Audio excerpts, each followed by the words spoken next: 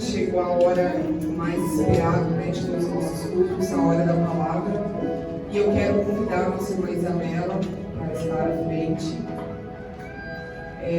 Para quem não sabe, a Isabela é a nossa líder de mulheres. Foi a pessoa especial que Deus levantou na nossa igreja. Deus preparou para ministrar e cuidar do coração das mulheres. Eu louvo a Deus pela vida da Isabela. Quem conhece mais de perto sabe que nós duas somos frutos do Espírito Santo e da mudança que Ele pode fazer em cada um de nós. Nós somos um renascimento, né, Bela? Neste momento, vamos fechar nossos olhos e orar pelo momento da palavra pela Isabela. Senhor, meu Deus e meu Pai, eu te agradeço por estarmos aqui e por ouvirmos a palavra que o Senhor tem para ministrar aos nossos corações. Pai, eu te peço pela tua serva, Senhor, abre-nos os entendimentos, da calma, Senhor, da paz, e abra os nossos corações para ouvir aquilo que o Senhor tem ministrado aos nossos corações. É tudo que eu te peço, eu te agradeço, em nome do seu querido Filho Jesus. Amém.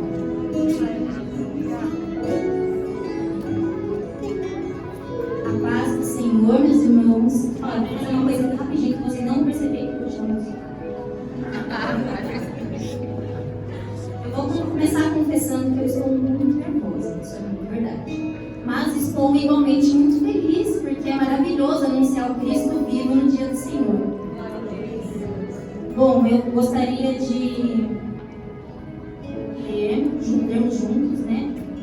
O pastor falou que o meu desafio hoje seria falar devagar, e eu concordo, porque quando eu fico muito animada, eu falo igual os esquilinhos do filme da Disney, e não posso falar muito rápido. Eu vou até pôr meu cronômetro aqui, ó. A mensagem que eu tenho hoje para nós está no Evangelho segundo Marcos, capítulo 5, dos versículos 24, dos versículos 25 ao 34.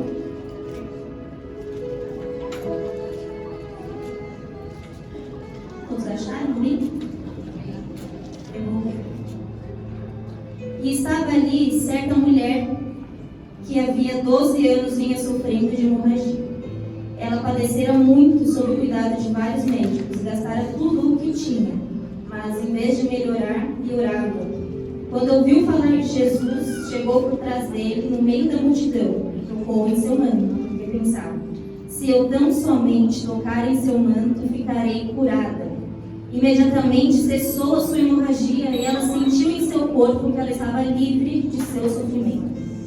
No mesmo instante, Jesus percebeu que dele havia saído o poder. Virou-se para a multidão e perguntou: quem tocou em meu manto? Responderam os seus discípulos: vês a multidão aglomerada ao teu redor e ainda perguntas: quem tocou em mim? Mas Jesus continuou olhando ao seu redor para ver quem tinha feito aquilo. Então a mulher, sabendo o que lhe tinha acontecido, aproximou-se, prostrou-se aos seus pés e, tremendo de medo, contou-lhe toda a verdade. Então ele lhe disse: filha, a sua fé te curou, vá em paz e fique livre do seu sofrimento. Eu gostaria de orar mais um pouquinho com os irmãos antes de começarmos. Senhor Deus e Pai, santo, justo, maravilhoso, poderoso, Senhor, confiamos totalmente na Tua palavra e nos rendemos a Ti e ao Teu Espírito Santo nesta manhã. Cura-nos, salva-nos, Senhor. Usa a Tua palavra na plenitude do Teu poder, segundo a Sua vontade. Somos Teus servos, estamos aqui para Te ouvir. Fala em nosso coração, dá-nos olhos que vejam, ouvidos que ouçam e um coração que compreenda a Tua mensagem. Em nome de Jesus.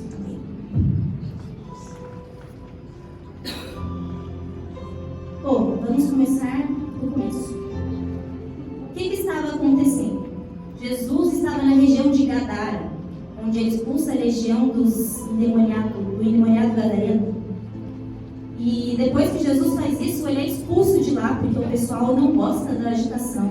Então manda Jesus embora, e Jesus entra no seu barco e atravessa o mar e chega de novo na Galileia para continuar exercendo o seu ministério. E quando Jesus chega, ele ainda no barco, já tem uma multidão esperando por ele. E quando ele desce, um homem um homem muito importante. Ele era dirigente da sinagoga, um líder religioso chamado Jairo. E ele vai até Jesus e clama a Jesus porque a sua filhinha estava morrendo e ele precisava que Jesus impôsse suas mãos sobre elas para que ela ficasse bem. E Jesus vai até ele. Mas no meio do caminho, outra cura e outro milagre acontece. No meio dessa multidão, havia uma mulher que também estava morrendo e que se não fosse o Salvador intervir, ela padeceria. Então ela vai e toca em seu manto no meio da multidão. Mas nós temos aqui dois problemas. Ela era uma mulher. E uma mulher, naquela época, ela já era relegada pelo simples fato de ser mulher. E o outro problema é que ela era uma mulher com fluxo de sangue. A Bíblia fala que há 12 anos ela vinha sofrendo de uma hemorragia. Então, essa era uma mulher e uma mulher impura. Dois problemas gravíssimos naquela época, naquele contexto. Mas ela tinha uma necessidade urgente de um Salvador e isso não a impediu. Nós vamos voltar um pouquinho, bem pouquinho, lá no Antigo Testamento. Livro de Levítico, capítulo 15. E eu vou ler, num contexto social e cultural, qual que era a situação daquela mulher perante a sociedade. Eu vou ler do versículo 29 até o 27. Quando uma mulher tiver fluxo de sangue que sai do corpo, a impureza da sua menstruação durará 7 dias. E quem nela tocar ficará impuro até a tarde. Quando uma mulher tiver... Tudo sobre o que ela se deitar durante a sua menstruação ficará impuro, e tudo sobre o que ela se sentar ficará impuro. Todo aquele que tocar em sua cama lavará suas roupas e se banhará com água, e ficará impuro até a tarde. Quem tocar em alguma coisa sobre a qual ela se sentar, lavará suas roupas, e estará impuro até a tarde. Quer seja a cama, quer seja qualquer coisa sobre a qual ela estiver sentada, quando alguém nisso tocar, estará impuro até a tarde. Se um homem se deitar com ela e a menstruação dela nele tocar, estará impuro por 7 dias. Qualquer cama sobre a qual ela se deitar estará impura. Quando uma mulher tiver um fluxo de sangue por muitos dias fora da sua menstruação normal, ou um fluxo que continue além deste período, ela ficará impura enquanto durar o corrimento, como nos dias de sua menstruação. Qualquer cama em que ela se deitar enquanto continuar o seu fluxo estará impura, como acontece com a sua cama durante a menstruação, e tudo quanto ela se sentar estará impuro, como durante a sua menstruação. Quem tocar em alguma destas coisas ficará impuro, lavará suas roupas e se banhará com água, e ficará impuro até a tarde. Esta mulher, ela estava debaixo de uma lei que a tornava uma mulher impura, uma mulher chamada Nida, que é uma palavra hebraica usada no judaísmo para descrever a mulher nos seus dias de impureza. Então, quando esta mulher Nida, impura, vai até Cristo, nós percebemos que havia uma grande necessidade. Esta mulher não apenas sofria com as dores do corpo, mas também sofria com as dores da alma. Por causa desta lei, ela enfrentou pelo menos três tipos de segregação. Segregação social, conjugal e cultural. Ou seja, ela foi separada. Ela foi literalmente uma mulher nida, impura, separada. Ninguém podia tocá-la, ninguém podia amá-la, ninguém podia abraçá-la. E pensando nisso, já é uma grande dificuldade, porque principalmente aqui nessa igreja, a gente põe a máscara e o coronavírus que lute, porque é um abraço infinito durante o culto, depois do culto, antes do culto. Nós somos seres criados por Deus que precisam se relacionar uns com os outros. Nós temos grandes necessidades de afeto, de carinho, de toque. E então, quando pensamos nessa mulher que há 12 anos foi separada totalmente da sociedade, nós imaginamos que a dor da alma dela talvez nem se compare com a sua hemorragia. Bom, segregação conjugal. Se essa mulher fosse casada, o casamento dela estaria arruinado. Não sobreviveria, porque não pode ser tocada, o marido não pode tocar na mulher, não pode tocar na cama, não pode deitar na cama, não pode sentar na cama, ou seja, não tinha casamento. E se ela ainda não fosse casada, também não tinha esperança para ela. porque ela não podia se relacionar. Então, uma mulher, como eu já falei, por ser mulher, ela já era totalmente rejeitada, um ser inferior, menosprezado. Mas agora, uma mulher sem filhos e sem maridos era o lixo da sociedade. Ninguém queria, ninguém dava bola para ela. Primeiro sofrimento, então, que a gente encontra é a falta de um relacionamento, porque temos falta de relações.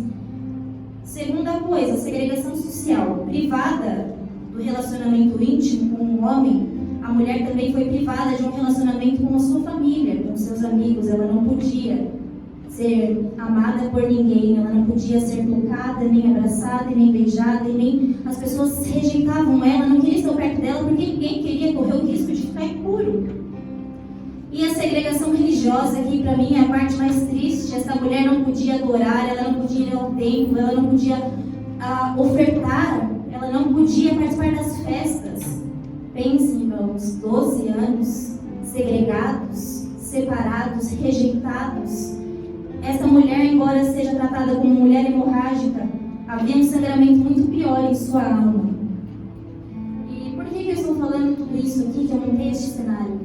Porque nós somos como essa mulher. Nós somos como essa mulher que, embora não tenhamos uma hemorragia, também padecemos de muitas outras dores. Também temos problemas e conflitos que, se não for o toque do Salvador, nós padeceremos.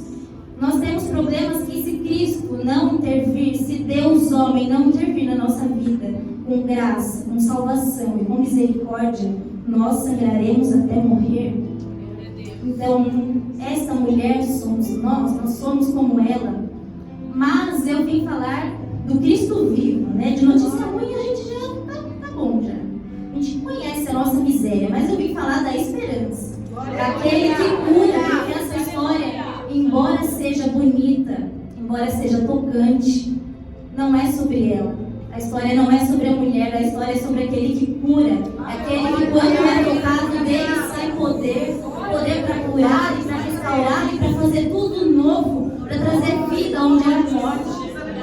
É sobre ele que eu vim falar, o nosso Cristo, o Cristo poderoso, o Cristo vivo. Nós precisamos dele tanto quanto essa mulher precisava, mas a diferença dela é que talvez ela tinha uma consciência maior de sua necessidade, e por isso ela foi tocada. Nós precisamos de consciência da nossa necessidade do Salvador para podermos tocá-lo com fé, como essa mulher. Eu trouxe aqui 3 lições que ela nos ensina, porque embora a história não seja sobre ela, ela vai nos ensinar lições preciosas. Mas a história é sobre ele, é sobre isso que eu queria lembrar. A primeira lição que ela nos ensina é que tem coisas que somente Jesus pode fazer. Então os nossos sofrimentos devem nos lançar aos pés de Jesus. Mas, ao mesmo tempo, tem coisas que somente Jesus pode fazer e ele não vai fazer. E do mesmo jeito, nós precisamos nos lançar aos pés dele. Veja só. Estava ali certa mulher que havia 12 anos vinha sofrendo de hemorragia. Ela padecera muito sob os cuidados de vários médicos e gastara tudo o que tinha. Mas em vez de melhorar, só piorava. 12 anos buscando ajuda, 12 anos buscando solução para o seu problema. 12 anos indo de igreja em igreja, 12 anos buscando solução fora de Jesus. Mas tudo, ao invés de melhorar, só piora. Nós somos esta mulher. Nós também buscamos solução fora de Cristo para coisas que somente Cristo pode resolver. Nós buscamos realizações, nós buscamos confortos, bem materiais, nós buscamos em pessoas o que somente Cristo vivo pode nos dar. E nós estamos padecendo como esta mulher, porque não tocamos, mas buscamos fora dele as nossas necessidades. Veja só, nós precisamos buscar em Jesus, porque 12 anos sofrendo e ela só foi curada quando ela tocou em um homem. Este homem é poderoso, foi só um toque. Nós precisamos buscá-lo, porque se nós tivermos tudo e ainda não o tivermos, ainda assim não teremos nada, equivalente a nada. Nós precisamos do Cristo vivo, do Cristo ressurreto. Jesus está mais preocupado em nos salvar do que em nos curar. Ele está mais preocupado em salvar a nossa alma e nos santificar até que Ele volte, ao Ao invés de mudar casa, carro, conforto, trabalho bom, porque o que você acha bom não é sempre que Deus concorda com você, é quase nunca, na verdade. O sofrimento nas mãos de um Deus poderoso, glorioso, majestoso e bondoso vira um instrumento de salvação e de santificação. Vejamos o próprio Cristo na cruz. A cruz um instrumento de dor, de humilhação e de sofrimento. A cruz um instrumento de tortura. Mas nas mãos de um Deus glorioso, que sabe de todas as coisas, soberano e poderoso, a cruz foi um instrumento que nos trouxe redenção e salvação pelo sangue de Cristo. Os nossos sofrimentos nos santificam, são instrumentos poderosos na mão de Deus para nos santificar. Vale mais ser santificado do que ser curado. Nós precisamos entender isso um pouquinho antes, em Marcos capítulo 2, nós não precisamos ler, mas está mais uma prova de que Jesus se preocupa mais em nos curar, mais em nos salvar do que em nos curar. Havia um homem que era paralítico, e novamente Jesus está numa aglomeração, e não dá para esse homem entrar para ser curado. Mas seus amigos abrem um espaço no teto e descem esse homem. Mas a primeira coisa que Jesus fala não é levanta-te e anda. Ele fala, os teus pecados estão perdoados. Porque é isso que Ele quer fazer conosco. Nos perdoar e nos santificar. A cura pode ser, a salvação vem primeiro. Nós podemos ter a casa que queremos, o carro, mas essas coisas não são prioridades no reino de Deus. Prioridade é salvação, porque sem salvação nem entramos no reino de Deus. Não vale nada buscar as outras coisas. Muitas vezes nós pensamos que Deus não está nos vendo em nossa dor, em nosso sofrimento. Nós estamos sangrando e falamos, Senhor, não vês que estou morrendo, padecendo, meu casamento não está funcionando, eu estou desempregado, eu ainda não consegui entrar no emprego que eu queria. Mas Jesus é o Deus que salva. As outras coisas não são prioridades para Ele. Nós não estamos abandonados. Deus não é um Deus sádico que cria um monte de gente para deixar a deriva. Nós somos filhos de Deus. Nos olhos do Senhor estão sobre nós a todo momento, a todo instante. No sangramento, 12 anos. Aquela mulher, 12 anos, se sentiu sozinha, rejeitada. Mas Deus estava olhando para ela. Ele quis que ela permanecesse 12 anos, porque ela buscou ajuda em médicos. Mas Deus não quis sarar por meio de médico. Deus esperou, fez ela esperar 12 anos, para ela que tivesse um encontro com o Cristo, com o verdadeiro Salvador.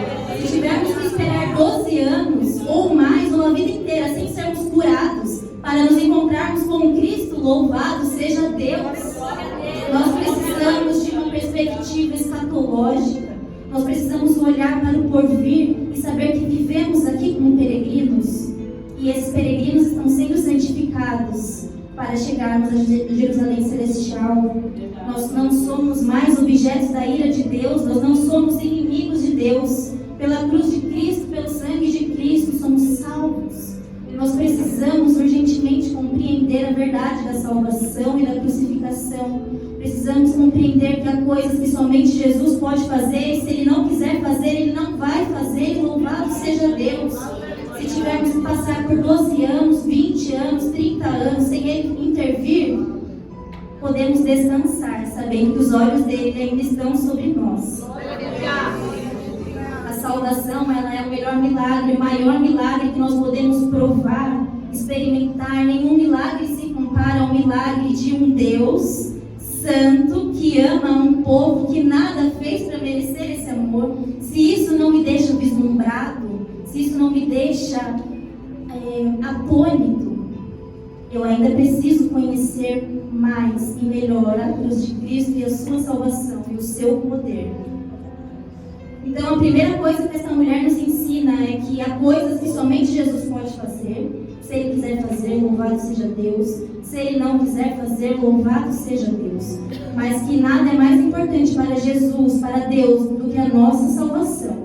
E se passamos e sofremos, mas estamos sendo santificados, louvado seja Deus. Ele prometeu, Ele disse que seremos santificados até o dia de Cristo Jesus, aquele que iniciou a boa obra em nós, continuará esperar até o dia dele voltar. Isto nos deve ser motivo de alegria. Então essa é a primeira lição que esta mulher nos ensina. A segunda lição é a minha preferida, eu confesso. Vamos ler o versículo 27.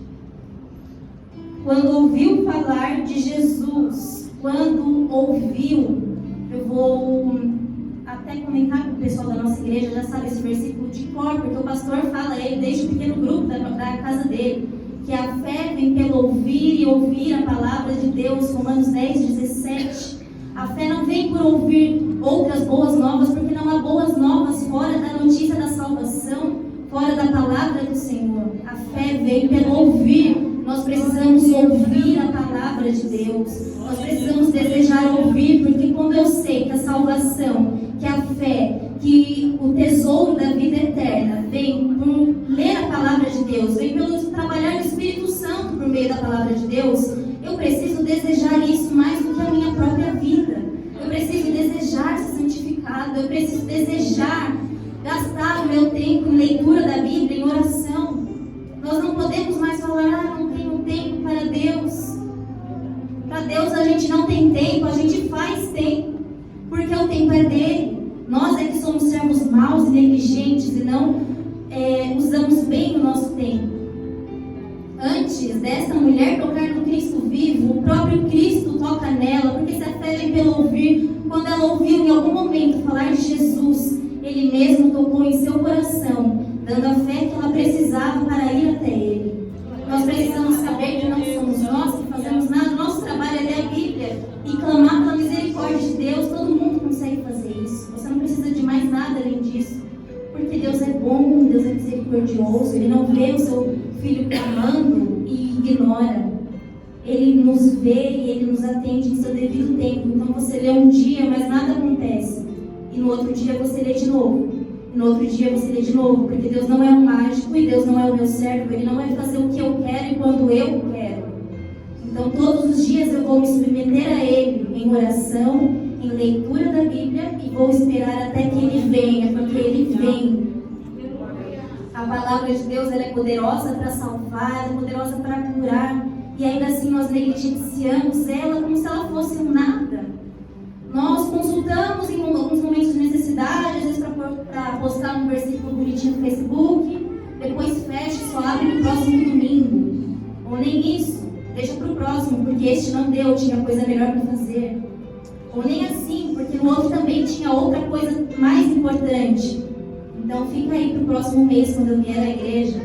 Nós negligenciamos o instrumento pelo qual o próprio Deus se revela a nós.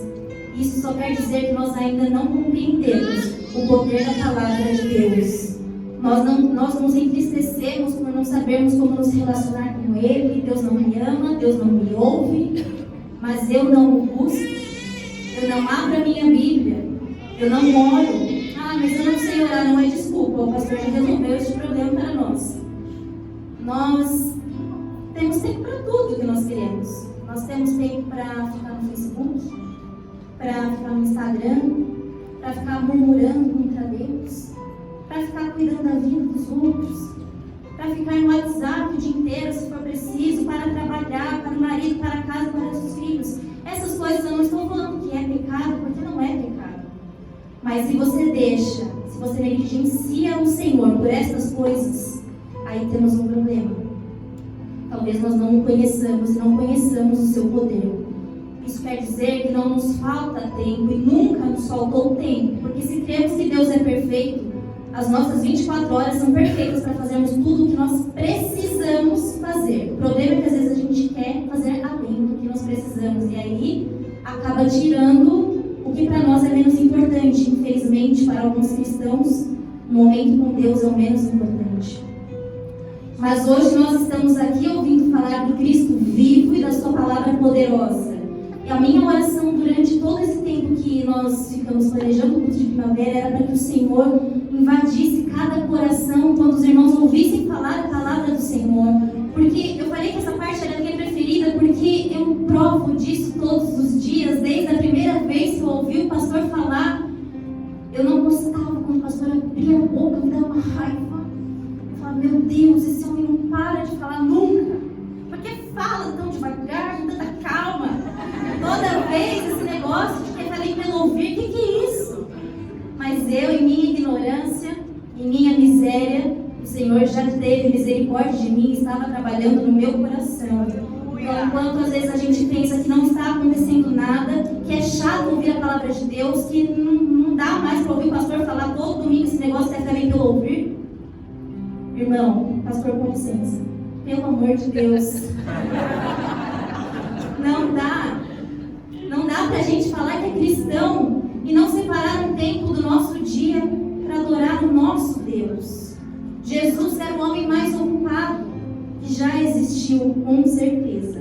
Mas ele orava de madrugada, ele acordava de madrugada para falar com o seu Pai, com o seu Deus, porque Jesus tinha um amor que nós nunca teremos, mas nós precisamos buscar até que ele volte.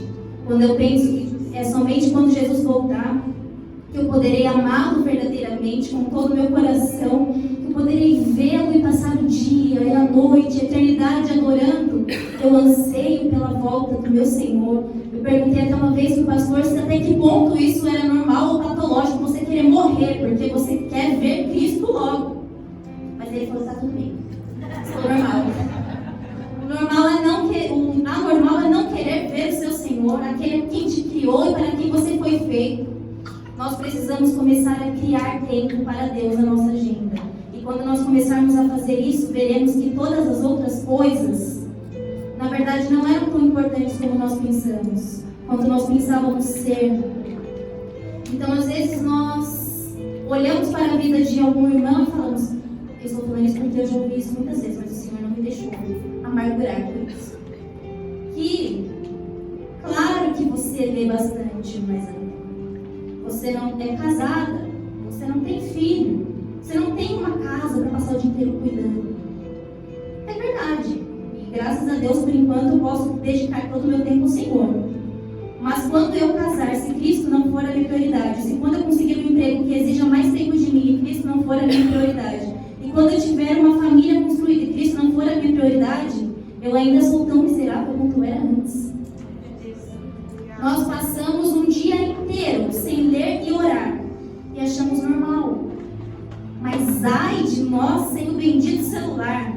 A gente já acorda com ele na mão, fica ali meia hora, 40 minutos, e aí acorda tudo esbaforido, levanta, tá atrasado, não toma café, não faz nada, não sai bravo de casa porque tá atrasado, mas não soube reger o tempo que tinha com o Senhor. Saiu de casa sem fazer as primeiras coisas primeiro. E é difícil continuar assim. Por isso muitos estão fracos, muitos dormem, porque ainda nós não aprendemos o valor, o tesouro escondido na palavra de Deus, a palavra que traz salvação, que traz cura, que renova a nossa alma, que nos traz alegria, porque é impossível você ler que neste mundo teremos aflições, mas Jesus venceu o mundo e não se alegrar com isso. É impossível você ver o Cristo, Deus, homem, indo para a cruz e ressuscitar depois do terceiro dia e não se alegrar com isso, porque a nossa esperança vive enquanto vive Jesus, mas a boa notícia é que Jesus vive eternamente. Nossa esperança é eterna porque Jesus vive. Nós precisamos começar a parar de culpar os nossos irmãos pelo nosso declínio espiritual. Claro que fulano faz, também não faz mais nada da vida, é o mínimo ler a Bíblia. Não. Ninguém busca a Deus por ócio. Ninguém busca a Deus por um hobby. Estou aqui fazendo nada, agora eu vou orar um pouquinho. A pandemia nos mostrou que nunca nos faltou tempo, nos faltou prioridades. Porque ainda que muitos irmãos continuassem a trabalhar, já poupavam o tempo de percurso. Ganhava aí uns 30 minutos. 30 minutos para ler e orar, mas não, usamos para dormir, para assistir, para nos entreter com outras coisas. Depois reclamamos com Deus, por que Ele não nos ajuda? Mas nós nem buscamos a ajuda dele. Essa palavra, que é a palavra poderosa, viva e eficaz, ela nos dá essa esperança que precisamos. Veja que quando esta mulher ouviu falar, ela ouviu sobre a fama de Jesus em algum momento. Ela ouviu falar que havia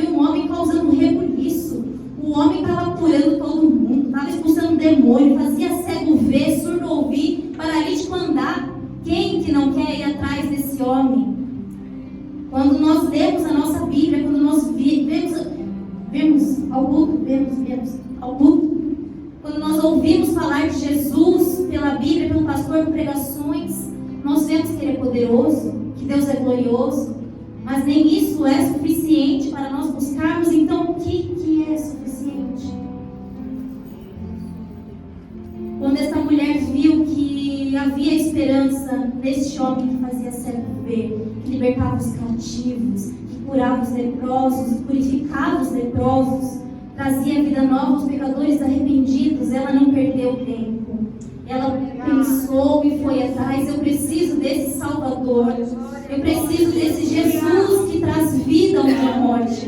Eu preciso desse Jesus que cura, que salva e que restaura. E aí ela vai até Ele. Nós ouvimos falar dele. Nós estamos hoje ouvindo falar dele. Não há desculpa para nós mais. Nunca houve, na verdade, mas cada vez fica pior. Então, a primeira coisa que essa mulher nos ensina é que há coisas que somente Jesus pode fazer. A segunda coisa que essa mulher nos ensina é que a fé vem pelo ouvir. Isso não é uma fábula, isso não é um conto, isso é real. Quem prova da palavra de Deus nunca mais é a mesma pessoa e nem pode, porque Ele é poderoso. A terceira lição que essa mulher nos ensina é que a nossa fé precisa ser corajosa e humilde ao mesmo tempo. Vamos ler o versículo 27. Quando ouviu falar de Jesus, chegou por trás dele e no meio da multidão tocou em seu manto. Ela chega por trás de Jesus, porque ela era uma mulher envergonhada. Ela chega por trás de Jesus porque ela já foi tão rejeitada, e a rejeição, ela, em um certo momento, de tanto ser rejeitada, nosso corpo começa a bloquear. Então nós não vamos mais ali porque ali posso ser rejeitada. Mas essa mulher, a fé dela, ela era corajosa. Ela sabia que ela enfrentaria olhares, ela sabia que as pessoas não gostariam de ver uma mulher impura andando no meio de outras pessoas, mas quem quer tocar o Cristo só quer o Cristo. Não quer saber o que as pessoas estão pensando. Não quer saber se é uma multidão. Porque o que ela quer não é a multidão, não é o barulho, não é o milagre. O que ela quer ver não é somente o que Jesus pode mostrar e depois ir embora para sua casa. Ela quer provar do Cristo, então ela o toca. Ela o toca por trás, um gesto de humildade. Ela não fez da sua cura um espetáculo. Havia uma multidão atrás de Jesus. Sempre havia uma multidão atrás de Jesus. E a multidão sempre acompanha Jesus onde ele vai. E eu imagino um homem andando no meio da multidão e é impossível que não esbarrem nele. É impossível que não encostem nele. É impossível. Mas é possível que no meio de uma multidão que ao todo tempo encosta e toca e rela, só uma mulher verdadeiramente o toque. Porque a multidão não quer o Cristo. A multidão quer o que o Cristo pode dar, que é o que mais pode ter dele, sem nele tocar. A mulher precisou de coragem para ir a essa multidão no meio dela, mas porque ela sabia que a história não era sobre ela. A história era sobre ele, então não importa a multidão, o que ela quer é o Cristo. Essa mulher, quando toca nele por trás, nos ensina a ser humildes. O toque de humildade, o toque de fé começa com uma consciência, de uma grande necessidade. E por isso ela tem coragem para tocá-lo, porque ela precisava tocá-lo. Se nós não temos coragem para tocar em Cristo, nós precisamos começar a pensar que nós precisamos. Aquela mulher estava sangrando, e se ela não tocasse em Cristo, ela morreria. Nosso caso é igual. Nós também sangramos, e se não tocarmos em Cristo, também morreremos. Ela não queria saber o que ia acontecer, ela não queria se importar com a multidão, ela só queria Jesus. Quem quer Jesus o toca por trás, o toca no secreto, o toca na sua casa. Quem quer Jesus não quer vir ao domingo, ouvir 2 horas de canção e palavra e oração, ir embora e esquecer que esse Cristo existe. É impossível esquecer que Cristo existe. Não dá. Quem conhece Cristo não esquece que Ele existe. A todo tempo Ele está ali. E você sabe porque você o tocou.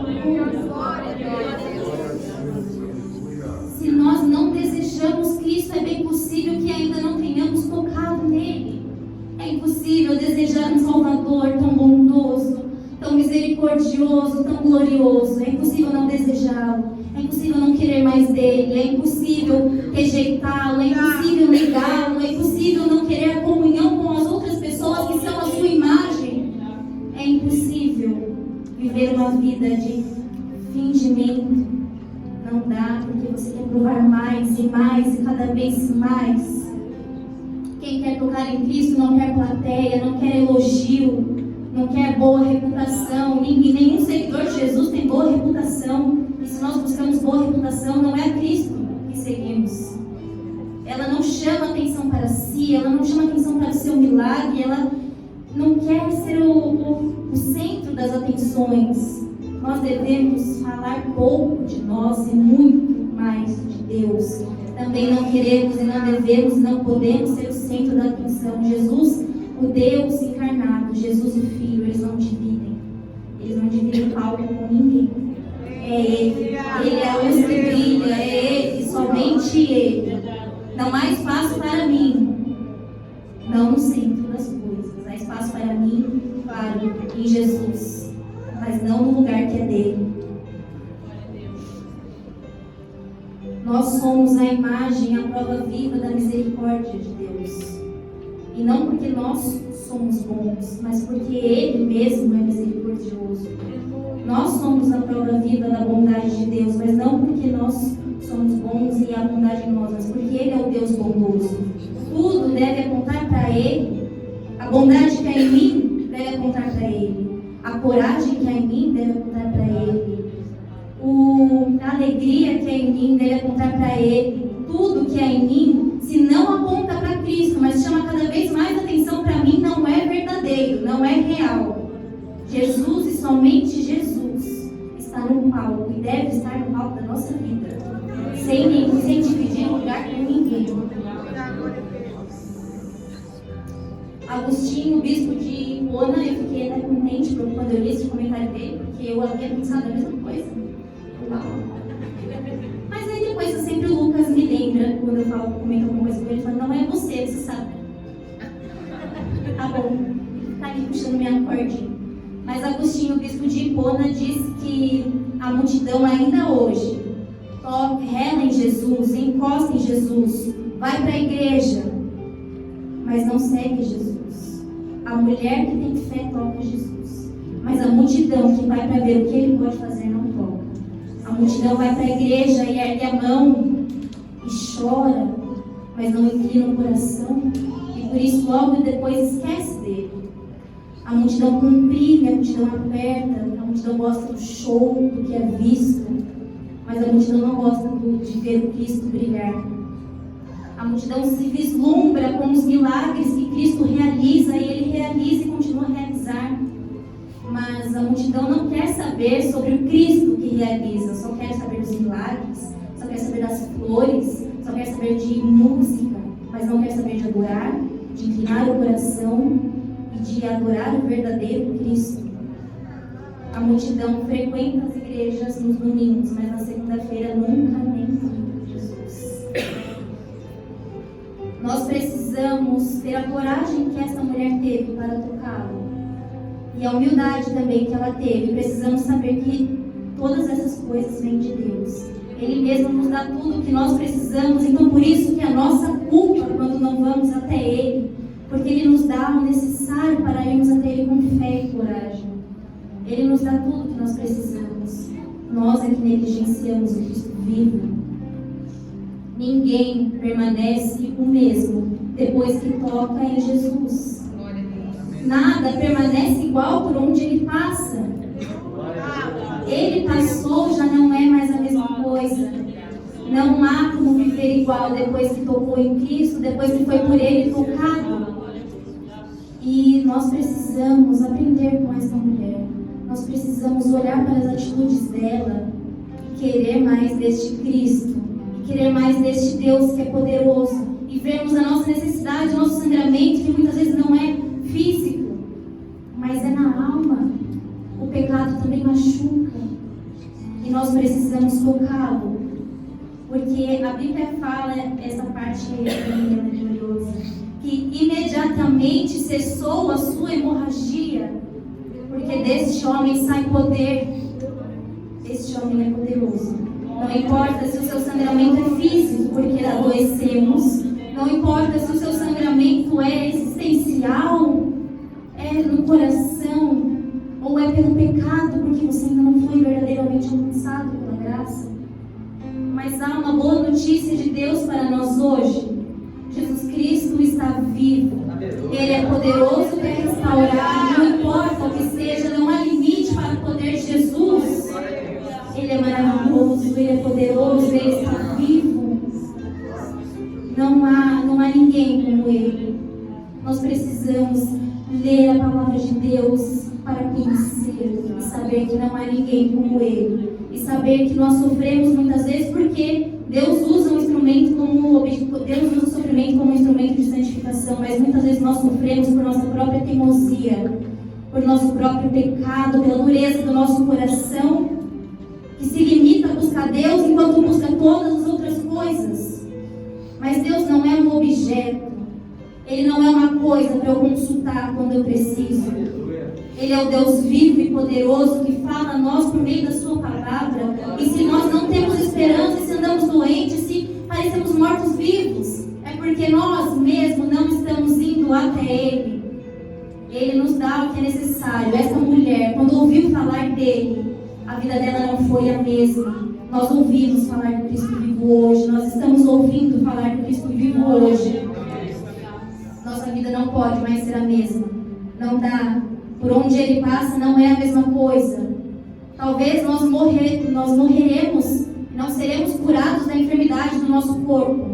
Talvez nós morreremos e não vejamos todos os membros da nossa família serem salvos. Talvez não dê tempo de construir nem família sequer, de casar, de qualquer outra coisa. Mas se nós morrermos com o Cristo vivo no coração, não saberemos que não precisaríamos de nada disso. Todas essas coisas eram coisas boas dádivas de um bom Deus que Ele poderia ter nos dado. Mas a salvação é tanto o nosso objeto de desejo como de necessidade. Não é questão de querer, eu não quero ser salvo, eu preciso ser salvo.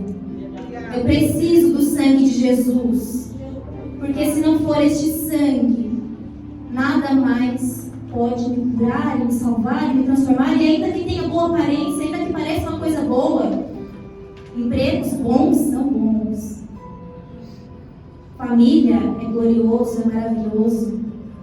Coisas que nos ajudam em nossas necessidades são boas e desejáveis. Mas nada no nosso coração pode ser mais desejado do que o Cristo. Ele é tudo que nós precisamos.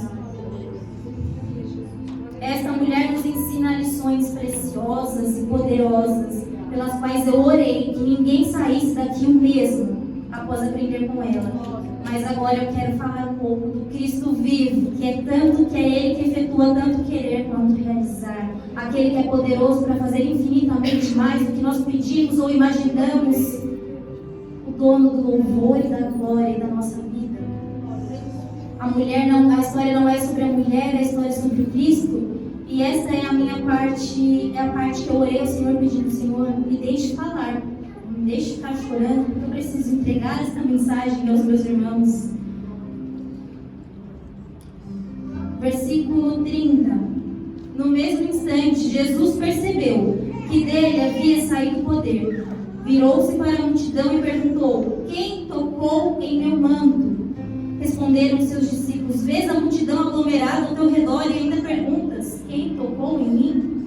Mas Jesus continuou olhando ao seu redor para ver quem tinha feito aquilo. A história que não é sobre a mulher, a história que é sobre o Cristo, agora mostra o relacionamento de Cristo também com nós. Jesus é Deus. E Deus não é um curandeiro, não é um mago, não é um gênio da lâmpada que chama um monte de...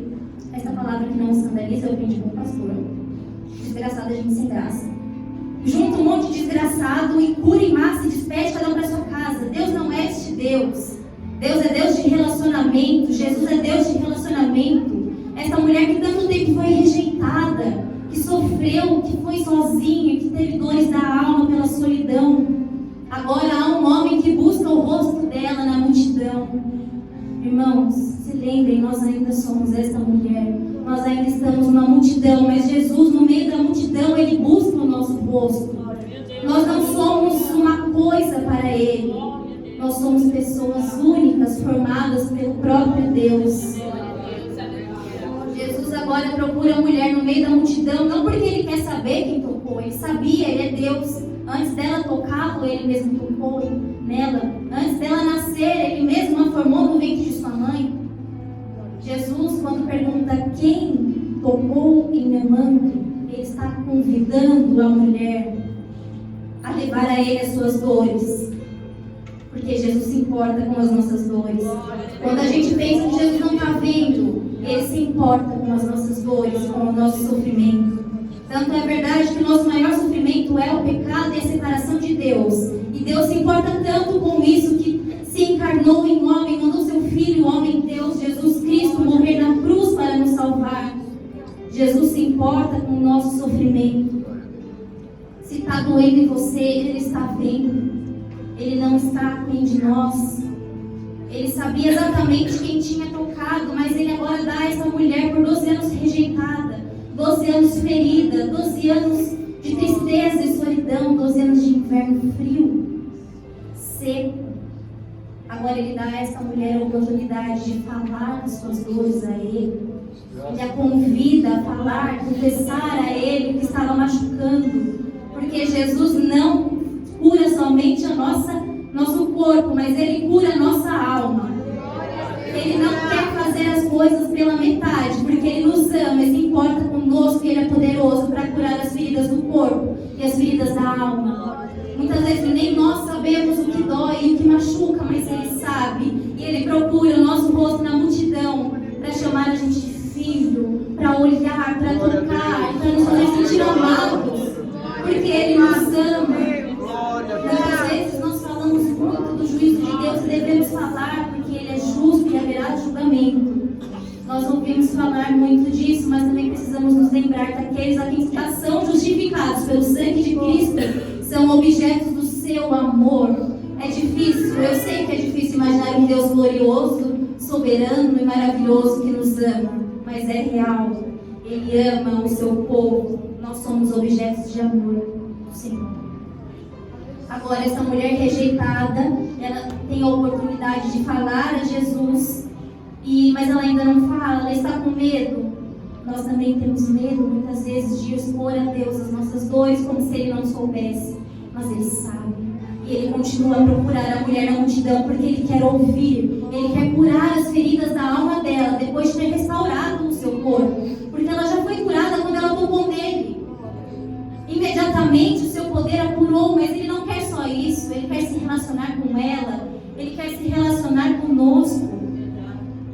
Jesus não cura em massa. Ele se relaciona com nós. Ele nos ama.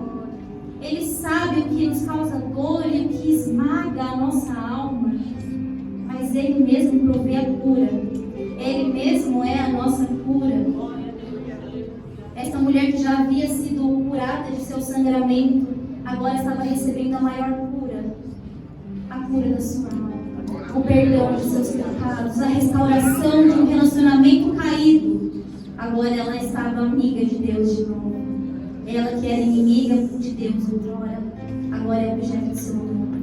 Nós somos esta mulher, inimigos de Deus por causa do pecado, mas unidos a Ele eternamente pelo sangue de Jesus derramado na cruz.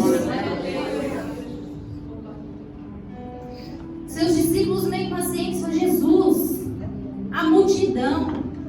Não dá para saber. Vamos embora por a filha de Jairo. Mas Jesus não. Para Ele é importante. Quem toca nele, para Ele é importante saber mais sobre essa pessoa. Não saber mais, porque Ele já sabe tudo, mas que a gente fale para Ele. Quando então essa mulher vai até Ele e se aproxima dele, tremendo, igualzinho quando eu cheguei aqui, que eu não consegui nem beber água, mas agora já dá.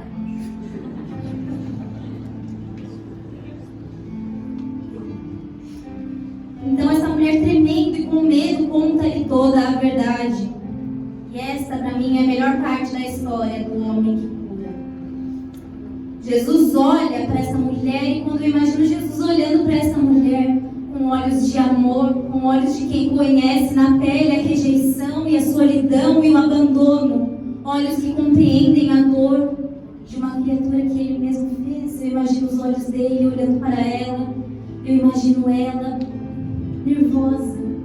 Havia um homem agora que queria saber sobre quem era ela.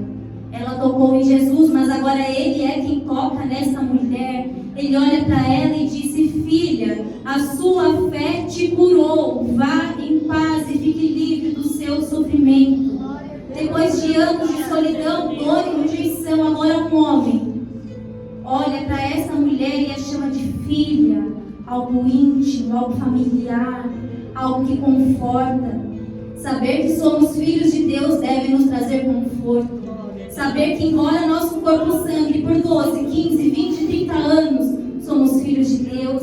Ele olha para ela como Ele olha para nós hoje e chama filhos. Ele nos chama de filhos. Ele a procura na multidão para chamar de filha e restaurar essa mulher. E sabe por que ele a chama de filha? Porque ele sabia que mais para frente, alguns dias depois, ele mesmo morreria, sangraria até a morte e morreria para que todos nós fôssemos feitos filhos de Deus. Jesus sangra até morrer para estancar o pior sangramento da nossa alma, o pecado, a separação de um Deus santo. E porque ele morreu, agora nós somos filhos de Deus. E se isso não me traz esperança, alegria e consolo, nada mais nessa vida trará. Quem é este homem? Quem é este homem que reconcilia os pecadores, que une todos, de todos os lugares, que une pelo sangue? Quem é este homem? Este homem é Jesus Cristo, Filho de Deus vivo, nosso Senhor, nosso Salvador, o amado da nossa alma, a razão da nossa vida, o nosso tesouro. Este homem é Jesus, o homem Deus, Deus encarnado, Deus vivo e poderoso. Ele é aquele a quem o profeta Isaías fala no capítulo 53. Ele é aquele homem que leva sobre si as nossas dores, as nossas enfermidades, ele leva sobre si. E o castigo que nos trouxe paz estava sobre ele. E sobre as suas feridas nós somos sarados, livres e curados para a glória de Deus, para vivermos em santidade, para nos entregarmos a Ele com vida santa. Nos entregamos como oferta a Deus, porque o próprio Deus se ofereceu para nós. Essa mulher que passou 12 anos vivendo um inverno triste, frio, sem luz, sem cor, sem flor, sem a esperança de ver novamente brilhar a luz do sol. Agora, pela graça de Deus, se cumpre o que Malaquias diz, que se levantou o sol da justiça, trazendo a cura em suas vestes. O sol da justiça brilha sobre nós. Jesus morreu por nós. Jesus morreu para curar as feridas do nosso corpo e da nossa alma. E Ele continua vivo, continua curando, continua sarando e restaurando. Nossa esperança, se nós a perdemos, é porque ela não estava em Cristo. Porque se a nossa esperança está em Cristo, ela dura enquanto Ele vive, e Ele vive para sempre. Quando Jesus fala a esta mulher, vá em paz, a tua fé te salvou, é porque Ele sabe que uma pessoa salva pode viver em paz. Ela pode viver em paz porque agora ela tem paz com Deus. E é por isso que é mais importante para Deus nos salvar do que nos curar. Porque a salvação nos dá paz com Deus. Paz é o resultado da salvação. Aqueles a quem Cristo salva podem viver uma vida de paz, de alegria, de esperança, mesmo quando o inverno parece que não tem fim. Jesus está vivo, esta é a minha mensagem. Jesus está vivo. O Cristo vivo nos dá esperança, nos dá um lugar na família de Deus. Pelo sangue dele, nós temos paz com Deus. Nós temos tudo o que nós precisamos. Talvez tenhamos chegado aqui angustiados, com medo, com dores que somente o Senhor conhece. Mas agora nós ouvimos falar do Cristo vivo. Nós ouvimos falar deste homem que é poderoso para curar e para salvar e para libertar. Não importa se você passou 12 anos por médicos e tudo piorou. chegou a boa notícia para todos nós. Ele está vivo e continua sarando, curando e restaurando. Agora nós podemos viver em paz, porque temos paz com Deus, sabendo que o Cristo vivo ainda cura hoje, liberta hoje, restaura hoje. Nós podemos ter uma vida de perdão e de salvação, porque Ele é poderoso. E que ainda isso não aconteça quando a gente espera que aconteça, hoje, amanhã, daqui uns anos. Nós já temos tudo que nós precisamos para viver contentes até que Ele volte. Irmãos, essa era a mensagem que eu tinha para a nossa igreja hoje. Eu estou feliz em anunciar o Cristo vivo a vocês. Que essa mensagem encha o coração de esperança, de alegria, mas que também incomode. Incomode até que nós nos busquemos de todo o coração. Porque fora dele não há vida e fora dele não há esperança. Enquanto não tocarmos, não seremos salvos verdadeiramente. E Ele cura as feridas do corpo e da alma. Amém? Gostaria de orar. Os irmãos podem se pôr de pé?